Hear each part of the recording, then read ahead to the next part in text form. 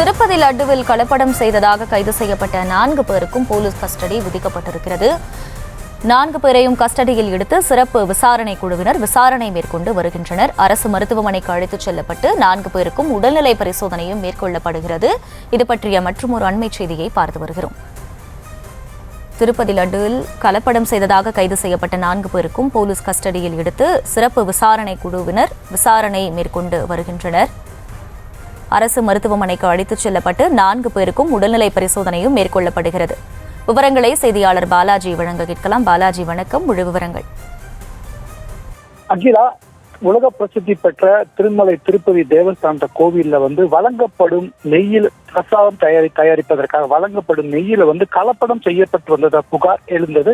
இந்த புகாரை உறுதிப்படுத்தும் விதமாக வழங்கப்பட்ட நெய்யை ஆய்வு அறிக்கை செய்த போது அந்த நெய்யில் மிருக கொழுப்பு இருப்பது கண்டறியப்பட்டது. இதனைத் தொடர்ந்து பார்த்தோன்னா காவல்துறையினர் வழக்கு பதிவு செய்து இந்த நெய்யை டெண்டர் முறையில் அனுப்பிய 4 நிறுவனங்களுக்கு மீது வழக்கு பதிவு செஞ்சாங்க. இதன் அடிப்படையில அந்த 4 பேரையும் காவல்துறையினர் விசாரணை கைது செஞ்சிருக்காங்க. அதாவது இது அனைத்துமே பார்த்தோன்னா உச்ச நீதிமன்றத்தில் வழக்கு தொடுக்கப்பட்ட அடிப்படையில இந்த வழக்கு விசாரணை நடைபெற்று வருகிறது. இந்த வழக்கு விசாரணையில் சிறப்பு குழு ஏற்படுத்தப்பட்டது. அதாவது 3 IPS அதிகாரிகள் மற்றும் ஒரு உணவு பாதுகாப்புத்துறை அதிகாரிகள் தலைமையில ஒரு சிறப்பு விசாரணை குழு அமைக்கப்பட்டு இந்த விசாரணை அனைத்தும் நடைபெற்று வருகிறது.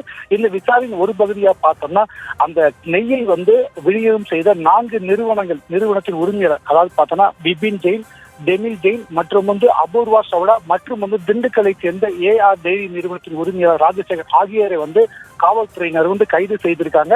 இந்த நிலையில இவர்களிடம் மேலும் விசாரணை நடத்த வேண்டும் என்றும் அவர்களை தங்கள் கஸ்டடி எடுத்து விசாரிக்க வேண்டும் என சிறப்பு விசாரணை குழு நீதிமன்றத்தில் முறையிட்டதன் அடிப்படையில இவங்க 4 பேரையும் 4 நாட்கள் விசாரணை கஸ்டடி எடுத்து விசாரணை நடத்த உத்தரவிடப்பட்டது. இதனைத் தொடர்ந்து திருப்பதி ஜெயிலில் அடைக்கப்பட்ட அவங்க 4 பேரையும் தற்போது மருத்துவ பரிசோதனைக்கு அழைத்து விட்டு பின்னர் காவல்துறையினர் அவங்க விசாரணை நடத்திட்டு வர்றாங்க.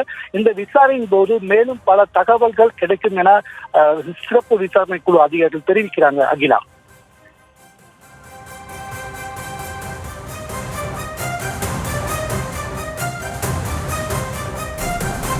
விவரங்களுக்கு நன்றி பாலாஜி.